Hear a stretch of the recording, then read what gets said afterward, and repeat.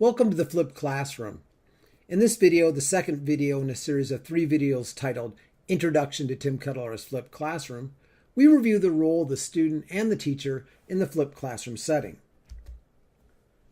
In this video, we'll go over 3 things. First, we'll briefly review the flipped classroom format. Second, we'll look at the student's role in the flipped classroom. And then finally, we'll consider the teacher's role in the flipped classroom. In a traditional classroom, the instructor is the sage on the stage, lecturing to students who passively sit, listen, and taking notes. In a flipped classroom, by contrast, the instructor is your guide by your side, actively engaged with students while students are applying the material they're learning in the classroom. In the traditional classroom, students receive a lecture in the class setting. By contrast, in the flipped classroom, students typically watch lectures as videos with their classmates or alone, and then they apply the material that they've learned in the videos or other assigned readings outside the classroom when they show for class the next day, and the instructor acts as a guide by their side, assisting students with their learning in the classroom as students are actively engaged solving problems with the assistance of the instructor. The flipped classroom also flips the hierarchy of learning objectives. In the traditional classroom, the taxonomy of learning objectives states that remembering is the first objective that students must accomplish before they can understand, apply, analyze, evaluate, and ultimately create products with their knowledge. By contrast, in the flipped classroom, it's assumed that students will begin by creating.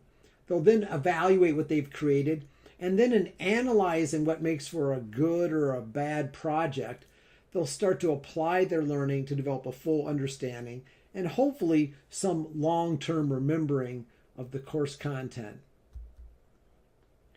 The student's role in a flipped classroom is that of an active explorer rather than a passive tourist. Rather than playing the role of a tourist in a tourist train being hauled up the side of a mountain, in a flipped classroom, students obtain ever higher levels of knowledge and skill by their own effort. Students take responsibility for their own learning in the flipped classroom. To consider the active role that students must play in their own learning in the flipped classroom format, consider the following anecdote from an English literature professor. This English lit professor claimed that he encountered 3 types of students in his English lit classroom. The first type of student came to class very well prepared. They were well dressed, athletic, good looking, and they understood how the world worked by absorbing this information from their classmates, their peers, their institutions, and their parents. He referred to this first group of students as the audience. The second group of students that this English lit professor encountered thought that the first group of students was completely deluded, that nobody understood how the world really works. The second group of students he referred to as the readers.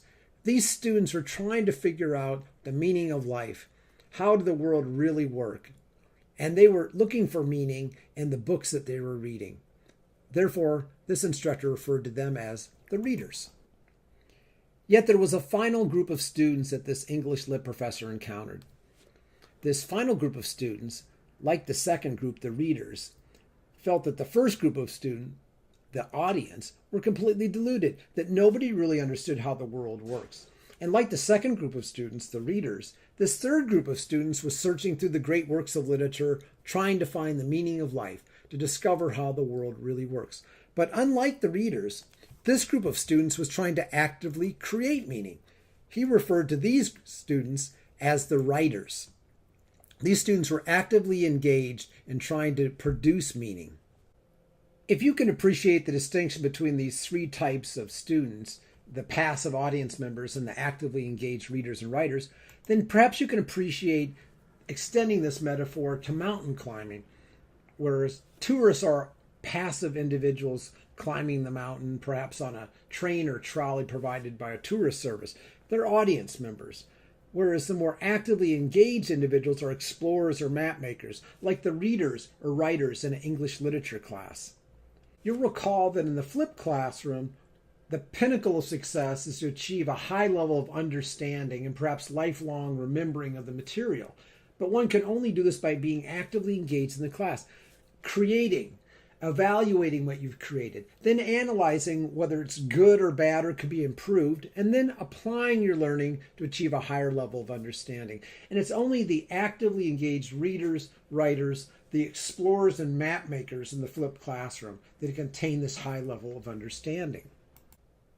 To understand why it's not helpful to be an audience member in a flipped classroom, consider being an audience member in a lecture class. In a lecture class, an audience member that just sits back and listens to the lecture is a bit like a tourist. If you have a horrible ogre for an instructor, then it's like taking a carnival ride to hell. You can't leave the car you're in. You can't dictate the pace at which you travel or your destination. Similarly, if you're a completely passive audience member in a lecture class with a dynamic lecturer, it's like a roller coaster ride.